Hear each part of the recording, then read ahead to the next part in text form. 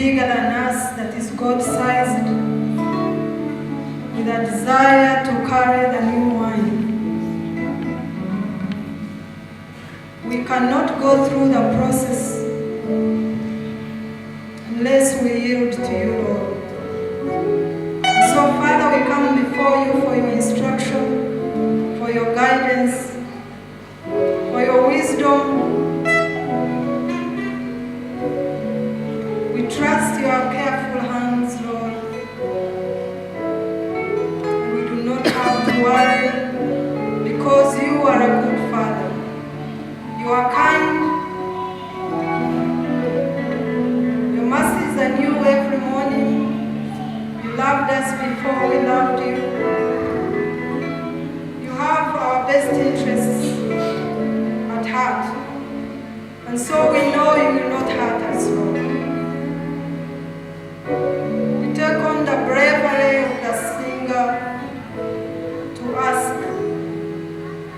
that we take, that we carry the new wine. So this afternoon, Lord, come down like we have always done in this place. But come with a fresh revelation, come with new anointing, come with power, cover us with your glory, Father. We thank you, we honor you, we yield to your will.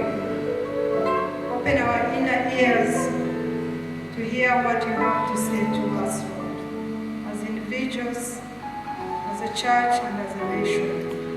We thank you, we honor you. We enthrone you as our only Lord and King. In your precious name we pray and believe. Amen. Thank you so much, Lord. Thank you so much.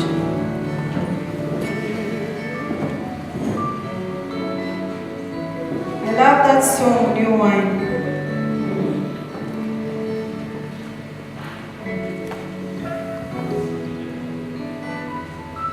And I think what the church is experiencing is exactly that. In our lives, we get to a level where we are where it becomes gradually, where we predict the next move, where we know what she's going to say, we know what to expect, we know. We think we know. But God is in the business of surprising us. And so I think these 40 days of fasting and praying and dedicating ourselves to God, we keep saying it is for the church, but the church is not these buildings. Is it? Is it the chairs? Is it the instruments? When we talk about church, who are we talking about? I think we are talking about you and me. So unless you and me change, the church will remain the same. The nation will remain the same. Things will continue. Business will be as usual. And so as we yearn for the new wine, let's yield ourselves to God. The secret is in the yielding. The secret is in the releasing onto the old knowledge, releasing what we have always trusted that works. Some of us who have been saved like since we knew ourselves, we cling on to what we know, what we had, what we saw. But the Lord is saying, drop everything. And I start teaching you.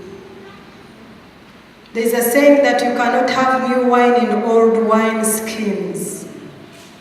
You cannot hold new wine in old wine skins.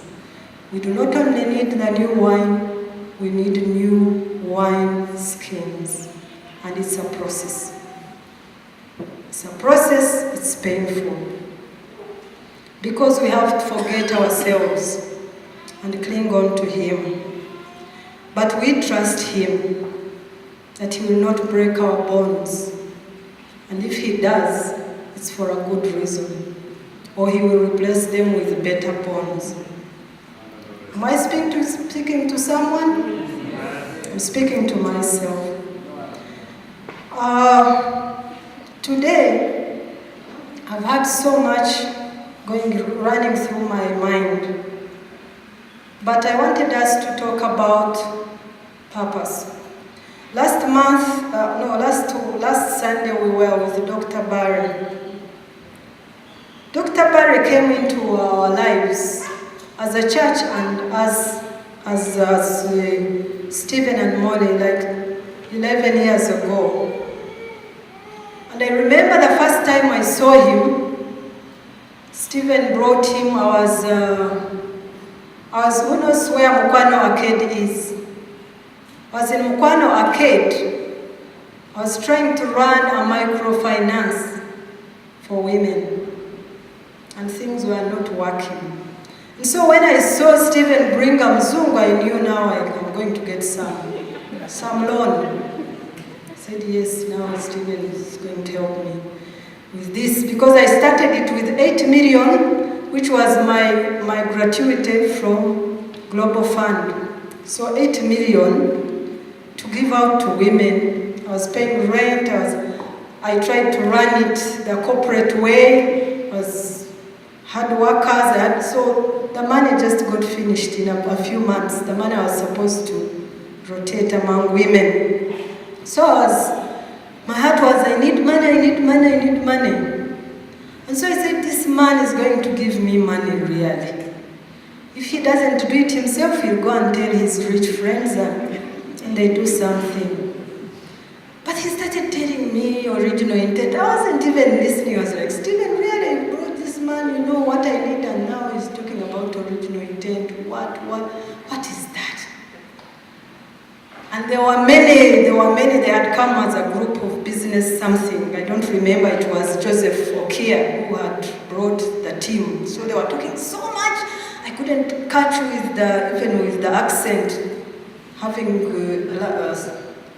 been in Rushere Primary School, the American accent was quite too much. I was speaking a word, but I wasn't hearing any promise of money. So they went back.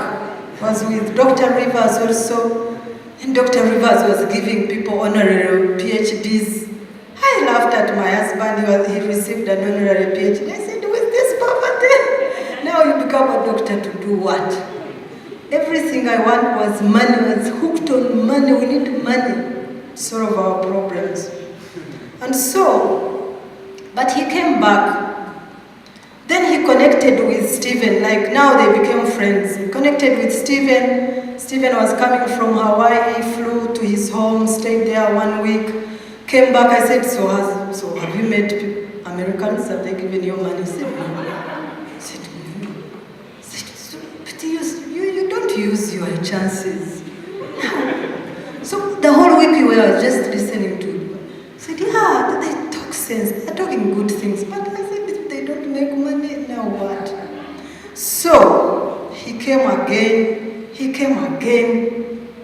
and I want to assure you, and I've been to his home also twice, but it's only just these last 2 times, last December and now, that I have quite understood what he's talking about. It's a shame, but it's the grace of God, because I could have missed it totally. Because sometimes we are so, he calls it being mentored by need. We are so mentored by need that we cannot hear. We cannot hear what the Spirit is saying. You come and you're thinking, no, I don't have rent, the month is ending, so you cannot even hear what is being said. But there are root causes and fruit causes. Are we together? Mm-hmm. If someone is going to help you, he will address the root cause. If he doesn't address the root cause, he will give you the money, you will pay the rent for that month, and you look for the next month. Are we together? So the Lord is doing a new thing. And the Lord is addressing root causes. Patience has been talking about things, and they are really root. Africa, what? Patience and my husband and a few people, other people that at first I used not to understand. But what's their problem with Africa? We are handling Uganda alone is too difficult. Now they are talking about Africa.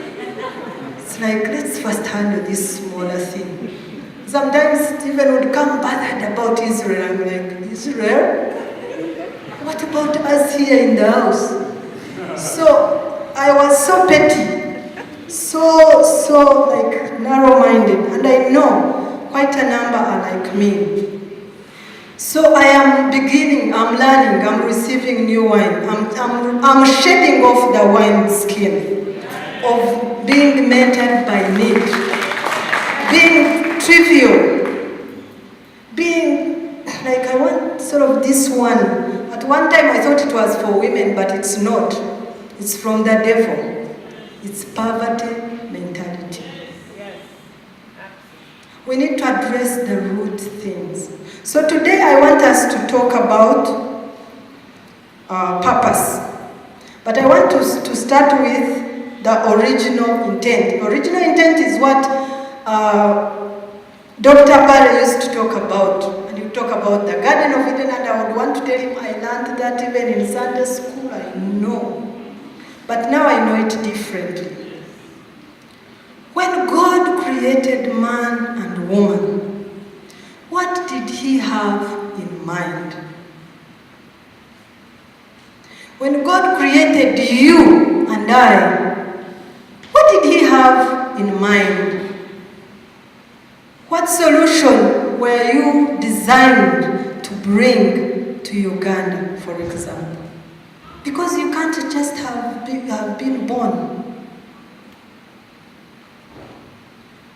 What decision, what design did God make you in, and for what purpose? Turn to your neighbor when you go and ask them, when God created you, what did he have in mind? Turn to your neighbor and ask them. Remember, creation has not stopped. Turn to your neighbor and tell them creation has not stopped. Because there is no duplicate. There is no duplicate. Even twins are different. So since there are no duplicates, you are an original creation. Turn to your neighbor and tell them you are an original creation. Each one of us is original. There is no photocopy. None. And the only image that God is pleased with is you. In your original state. If you change yourself, you are disappointing him. And so, what did he have in mind? To create you and me. What did God have in mind? Because he created you as a solution, not a problem. Turn to your neighbor and tell him or her that you were created as a solution, not a problem. And so, what solution have you brought to this world? Are we together? You were created as a solution, not a problem. And you were also created as an answer, not a question. Those questions are meant for who? Because if they have come into Audrey's mind, you mean they are meant for me? Didn't God know who I am to give my questions to Audrey? So why do we come with questions to take to people? The questions that God has given you, the burdens that you feel, are all meant for you to solve. Are we together? And so the more the questions, the bigger the burden, and that's the bigger the picture of God about you. If you have so many questions, then God is expecting so much from you. Are we together? So I want us to talk about purpose. This morning, because I was thinking about purpose and so much was running through my mind. So I decided to listen to Rick Warren because he is the author of Purpose-Driven Life. And so he said that the purpose, that when he wrote the Purpose-Driven Life, and then it became the best-selling novel, book, and he made a lot of money, which he did not. He said, I did not expect it, I had not planned for it, and I am not a money person. So I now again questioned myself, why is this book so popular? And he discovered there's so much spiritual emptiness. That people, and let me tell you, the richer you become, the bigger the vacuum, the more empty. So what does that mean? That material things are not an answer, are not the whole answer, are not the answer. They could be an answer to a few questions. But the answer is who? Is God. And He is the answer, not for Him alone. He is the answer because He is the source of the answers.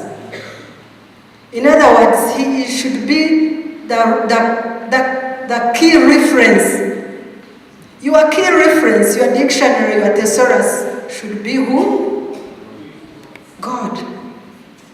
Because He knows why He created you, He knows what He wants to do, He knows the end from the beginning.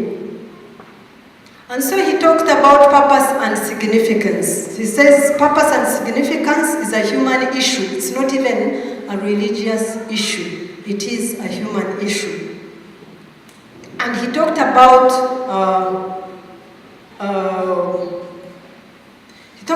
Moses and when God asked him, what do you have in your hands? Moses went to God to ask, just like we all go to ask. And God said, what do you have in your hands? And he said, a staff. Throw it down. But that experience shows that Moses had the answer with him. He will not send you without equipping you. He will not give you, even the Bible says He will not tempt you beyond what you can bear, because for every temptation He will bring a solution. And so, yesterday we had time with the choir under different, but when I was thinking about purpose, again I thought we would use the example of someone whose purpose was so clearly spelled out, but who lived like he was not aware. Because sometimes to make someone understand something, you bring the fake or the counterfeit. For you to understand the original, you need to see the counterfeit. For you to understand, no, this is not it. If you only have the originals, then you will not tell whether it's original or not. So I thought that Samson was a good counterfeit for this morning's sharing, to show this man whose purpose was spelled out very clearly, but who lived out of it. And there is purpose, the purpose of God, and there is our own purpose. And so let's go together to Judges chapter 13. And the Israelites again did what was evil in the sight of the Lord. And the Lord gave them into the hands of the Philistines for 40 years. What the solution was the birth of Samson bringing to the Israelites? Deliver them from the Philistines.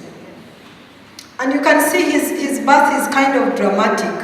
First of all, his mother was barren. His dad, Manoah, and his mother had no children, and I think they had even given up. And then an angel appears to the wife and tells her, you will have a baby, and gives her the instructions that you will drink no wine or strong drinks.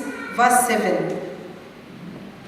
Behold, you shall become pregnant and bear a son, and now drink no wine or strong drink, and eat nothing unclean, for the child shall be a Nazarite to God from birth to the day of his death. And so, Samson comes into the world as an answer. Now, sometimes when we talk about Samson, we talk about Jesus, we talk about David, we talk about big people. So for us, we think, for us, we are not Samson, we are not. But I can assure you that even you, the Lord created you in your mother's womb as an answer and a solution to something you are yet to discover. And so our duty is to do what? To find out what that is. Because we are fully equipped, we are fully anointed to do exactly that. And so Samson comes into the world. His mother followed everything to the dot. And Samson came because for 40 years Israelites had suffered under the hands of the Philistines. And so Samson comes into the world as a Nazarite, set apart to destroy the Philistines. But let's see how for him he leads his life. He's supposed to be separated. He's supposed not to touch any unclean thing. He's supposed not to drink wine. The Bible is a manual to give us, to show us what was and what can be if we follow it as it is. And so Samson becomes a very, very strong man. He is so strong. We are going to just pick a few verses to show his strength. Let's go to chapter 14 now.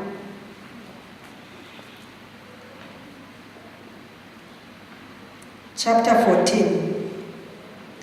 Samson went down to Timnah, and at Timnah saw one of the daughters of the Philistines. And he came up and told his father and mother, I saw one of the daughters of the Philistines at Timnah. Now get her for me as my wife. But his father and mother said to him, Is there not a woman among the daughters of your kinsmen, among all our people, that you must go to take a wife from the uncircumcised Philistines? And Samson said to his father, Get her for me, for she's all right in my eyes. She's all right in my eyes. Now Samson is getting into the real life. Because if you are set apart, like for example, this month, if we are set apart, I remember our pastor was warning us not to go to, do you have your break at KFC? Do you go there for your Bible study when you are fasting? Do you go to a restaurant to study your Bible when you are fasting? No.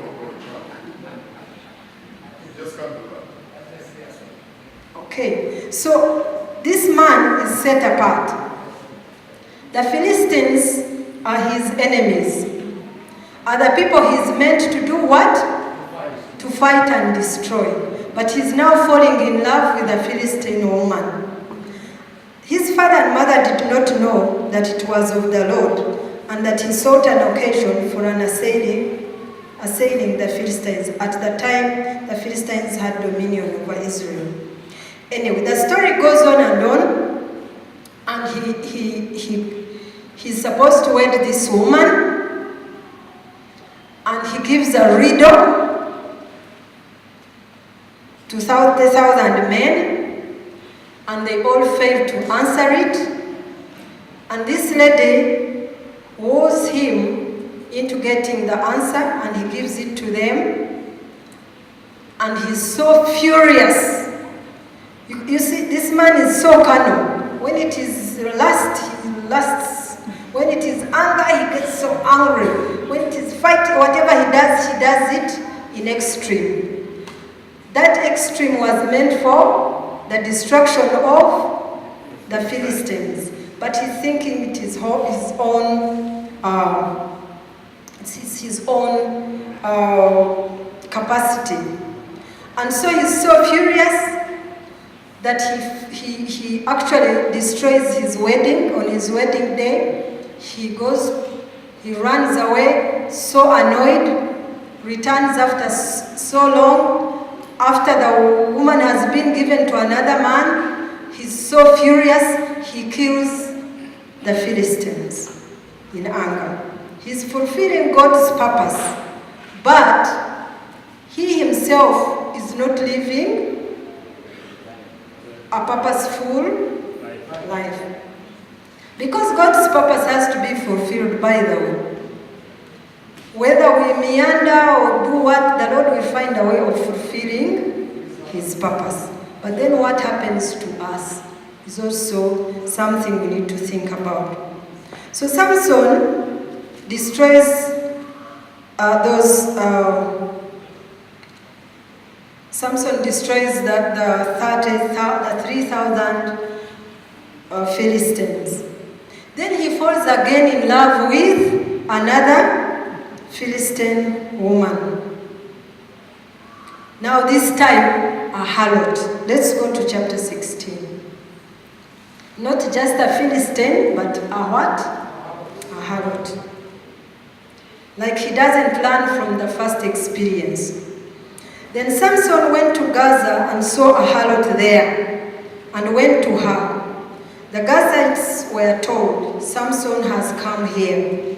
Remember, now he has destroyed them, he has disorganized the family of the girl who he was supposed to marry. They went and killed the man and destroyed everything of his home. And so now he doesn't even behave carefully. He's not cautious of whatever chaos he has caused.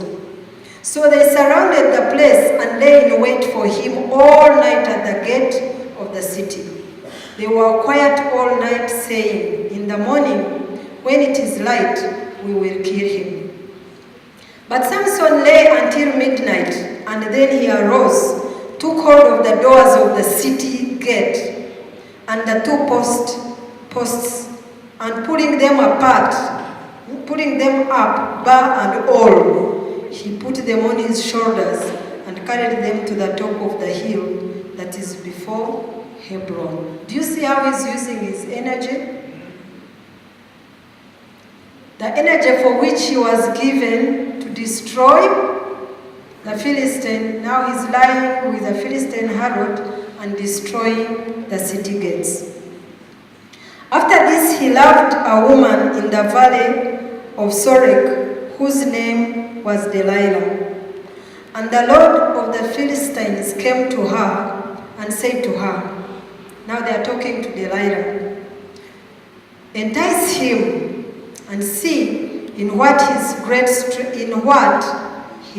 strength lies, and by what means we may overpower him, that we may bind him to subdue him, and we will each give you 1,100 pieces of silver. Remember, there are 5, so he's going to get 55,000 pieces of silver if he gets the secret of the strength of Samson. And so Delilah comes into the life of Samson with an assignment. An assignment that is against the assignment of Samson. Are we together? You are losing. Am I losing you? No. Not at all. Thank you. So, Delilah comes into the life of Samson with assignment from the enemy. You see, when you live ignorant of your purpose, you tread dangerous ground, you are in the wrong place at the wrong time, you are hobnobbing with the wrong people, you are a Nazarite, you are meant to destroy Philistines, you are courting a Philistine woman. We can put this in our own situation. I don't know what we are going through, but for me, I was putting it in my own situation, and I was feeling really sorry. And so, who do you think will win? So Delilah, of course, she's beautiful. Samson is in love. Nags Samson until Samson releases the secret. Remember, from the beginning, his mother was given 3 precautions: not to touch unclean things or eat unclean food, not to drink wine, and not to shave his hair. So far, Samson had already done 2. When he killed those 3,000 Philistines, in anger and fury, he decided to carry all the dead bodies and pile them in one heap. He was touching the unclean. So he's losing even he's losing everything slowly. At the feast where he got so annoyed, he had taken what? Wine. He's living totally ignorant, oblivious of his purpose. Do you see how important it is for us to know our purpose? Our design, our purpose, our reason for existence, so that we may steer clear of all these things. But I told you I wanted to choose a fake to make us really get scared and start being cautious of what the Lord is expecting of us. And so now the remaining thing is his hair. And now he's courting Delilah, and Delilah has been given that assignment. And I can assure you, Delilah is going to deliver this, because Samson is completely unaware of why he was chapter 16 verse 20. Chapter 16 verse 20. So she said, no, let's go to verse 17 so that we get the background. So Delilah, every day, every minute, is with Samson, is asking him, what's the secret of your strength? And so, verse 17, he says, then he told her all his mind and said to her, a razor has never come upon my head, for I have been a Nazarite to God from my birth. This is tragic. If I am shaved, then my strength will go from me, and I shall become weak and be like any other man. We are not like any other. We are special. Amen. Tell your friend you are special. You are designed for a purpose.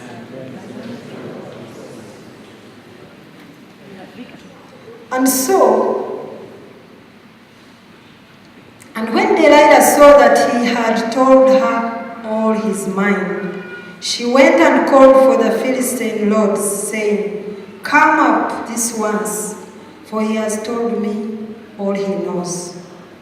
Then the Philistine lords came up to her and brought the money he has delivered, the money in their hands. And she made Samson sleep upon her knees. And she called a man and caused him to shave off the 7 braids of his head. 7.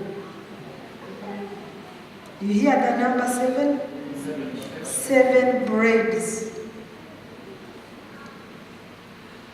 He was special. Then she began to torment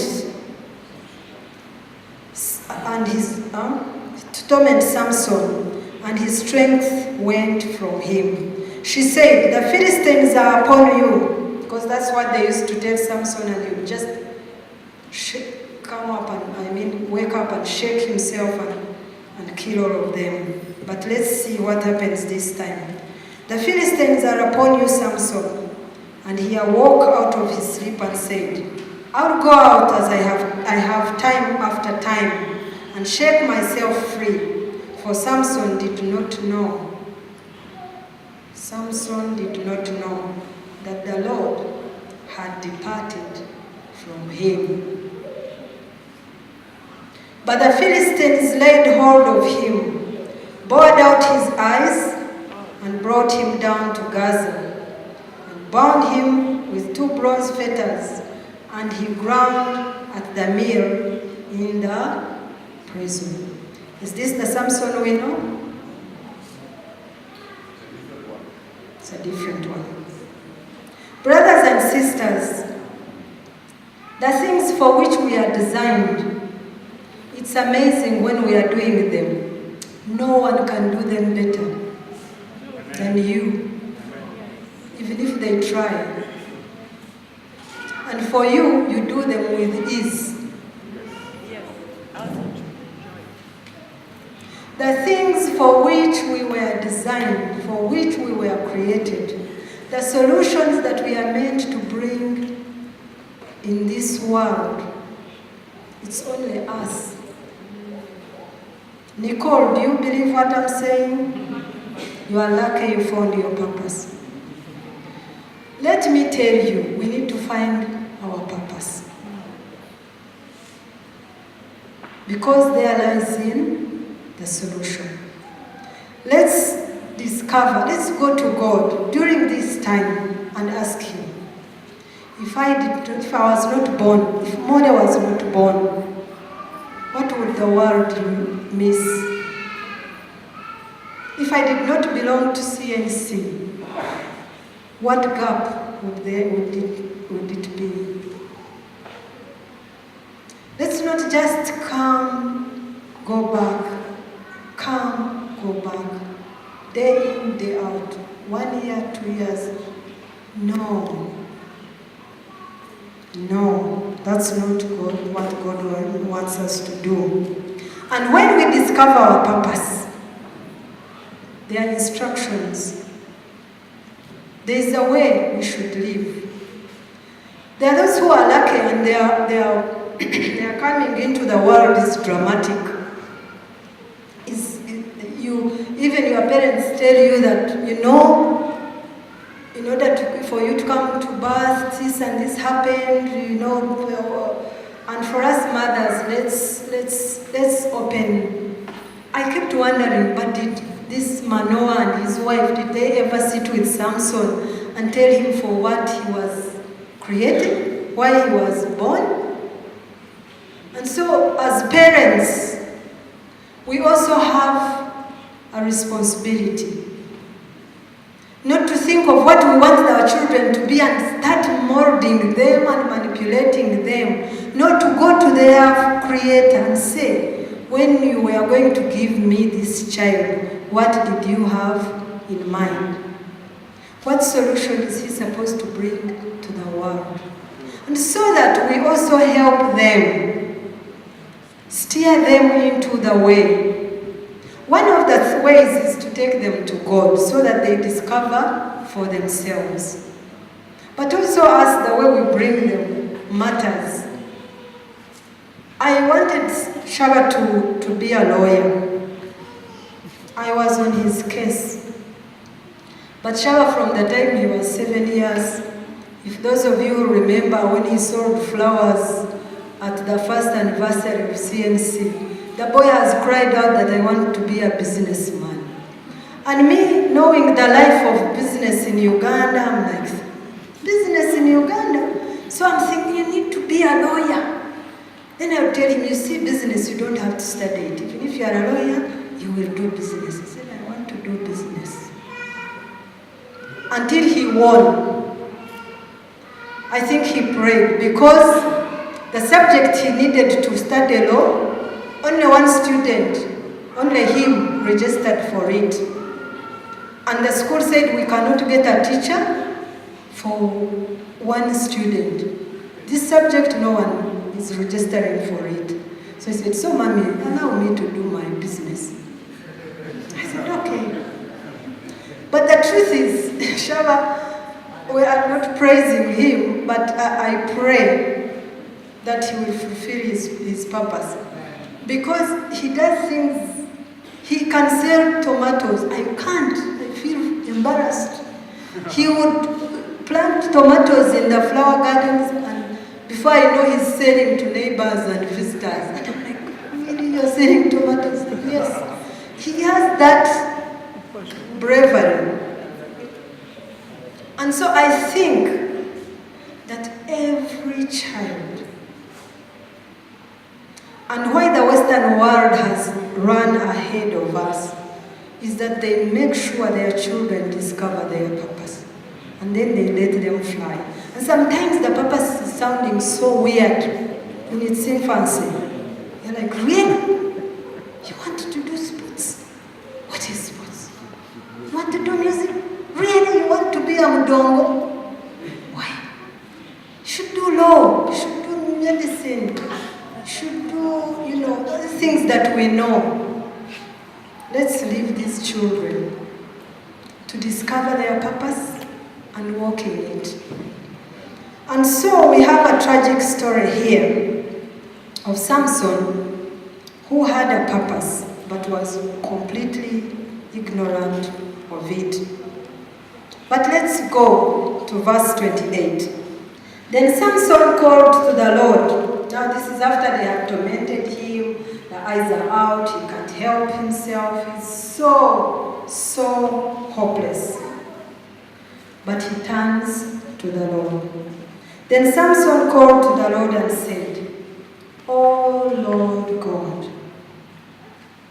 remember me, I pray you, and strengthen me. I pray you only this once. Oh God, let me have one vengeance upon the Philistines for both my eyes."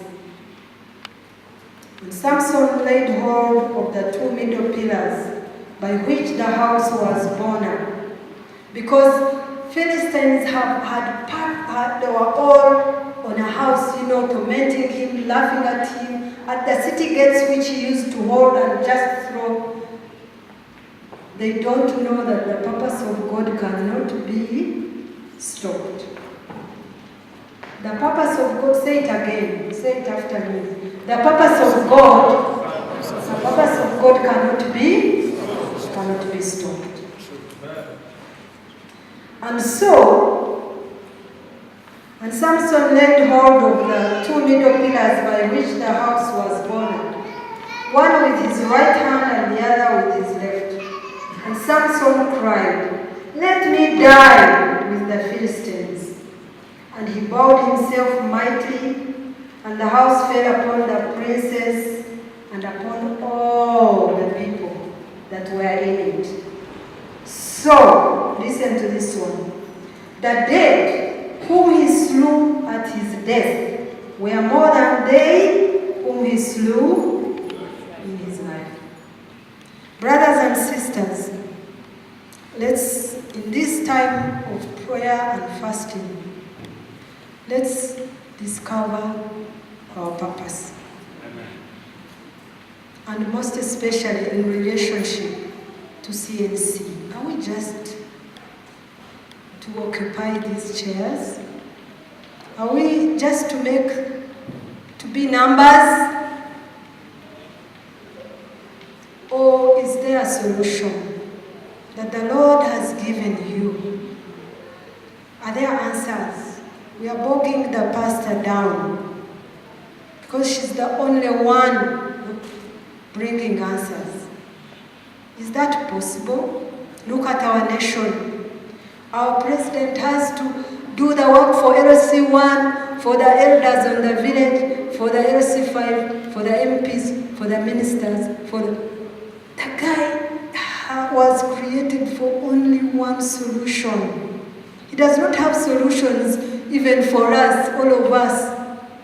You know, for us who work with those people, everyone is clinging to you. I want to see Mzee, I want to see Mom. Why? He tells you the issue, it is an LC1 issue. You say, but don't you have LC1? No, don't tell me, don't. If you can't take me to Mzee, don't tell me LC1. Don't you have an MP? Don't tell me that problem. We have become problems where we are supposed to be the answer. No one was created to be a problem. No one. Shall we stand and pray?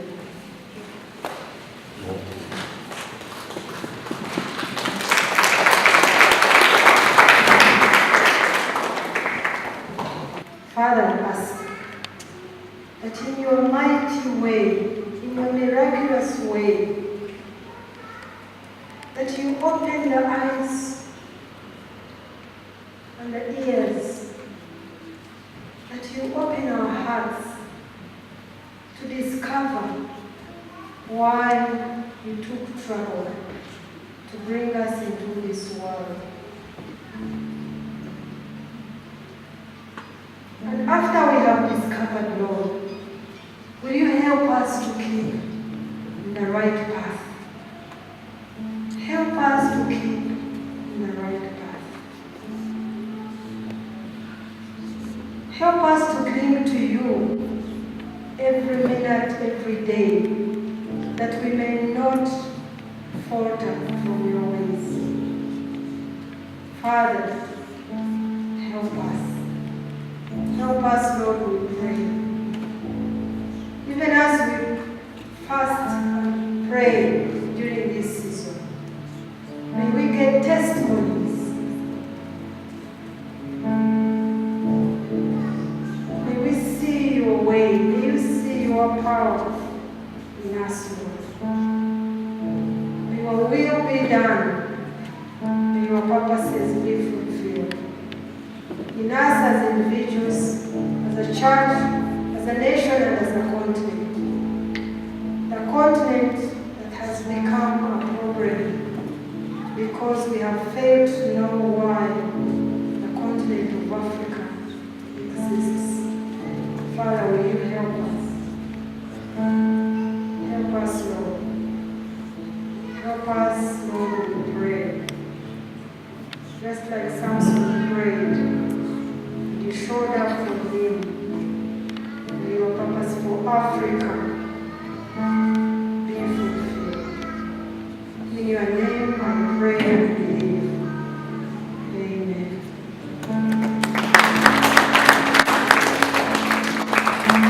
Another one to the Lord. We are looking at how we can discover our purpose, and she's brought out the part of what bothers you, what burdens you. How do you know your purpose? At least it should be something that bothers you. Then we've also seen that it's something that you do with an impact to when you do it.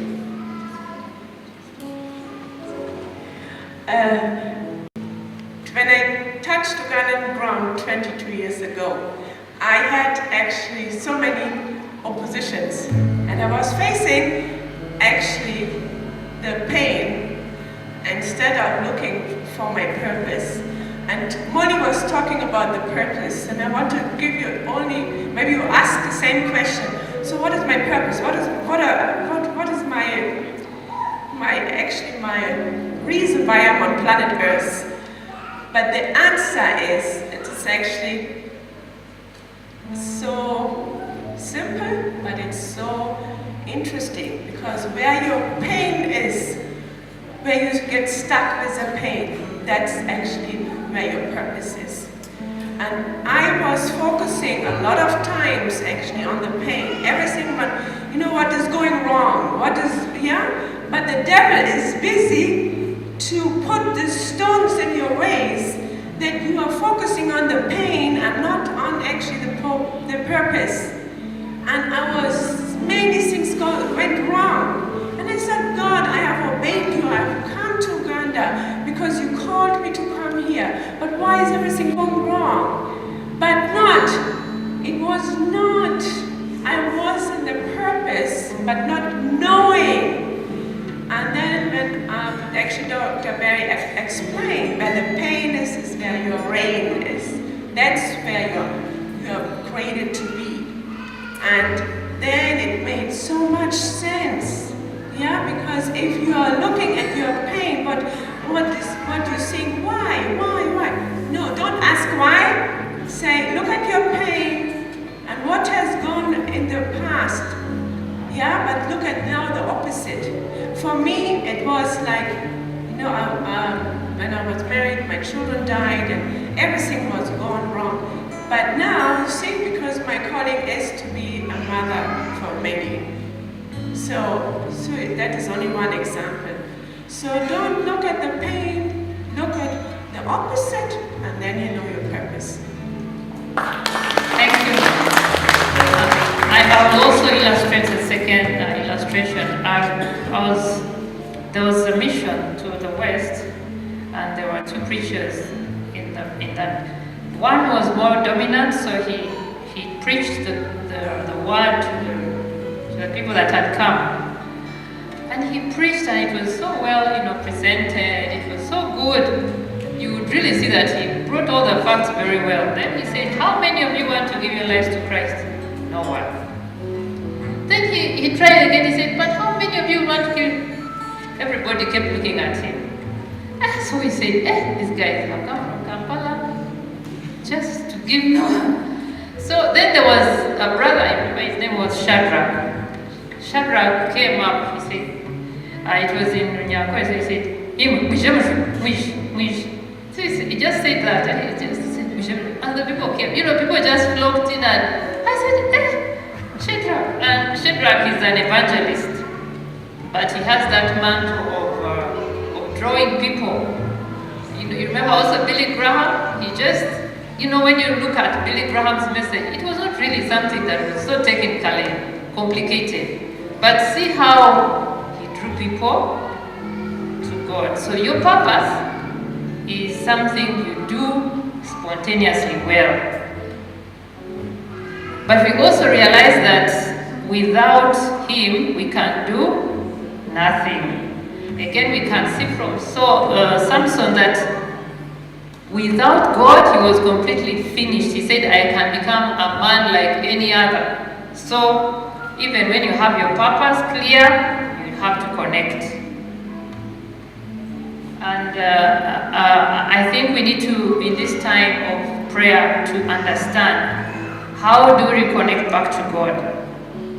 I will share, in some years back, I was so engulfed with the whole reason of going to America. It was shortly after I had finished my O-level or A-level.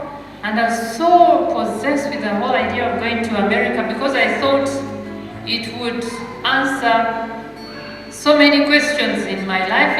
It was actually like the solution. And then God asked me at that time when I was praying, He said, "Why do you want to go to America?" I said, this is where the solutions are going to be. And He said, "Everything you want is in me." So I said, I surrender. So somehow you need to also remember everything you want is where? So the moment you discover that, then you begin to connect. And I'm also remembering the Samaritan woman. Remember the Samaritan woman, a prostitute, completely finished, all by herself, meets Jesus, and she mobilizes the whole village after that. Can you imagine? From one point, you're completely a reject, and then another point, you mobilize the whole village. How many of you can mobilize the whole village? But her purpose was that, and she had connected with the Lord. So what about you? When are you connecting with the Lord so that the purpose that He has for you can begin to be manifest? So let's discover our purpose. Let's connect back to God. I will end with the words that Catherine Kuhlman was saying. She said, if only we can cooperate with the Holy Spirit. Cooperate with the Holy Spirit so that your will merges into His will. Because we have a will, but God has a will. So let's merge our will in His, and then we will discover what He has for us. We will now ask the choir to lead us in prayer in another worship as we collect our offertory. Then after that, we will have prayer before we close. God bless you. Oh,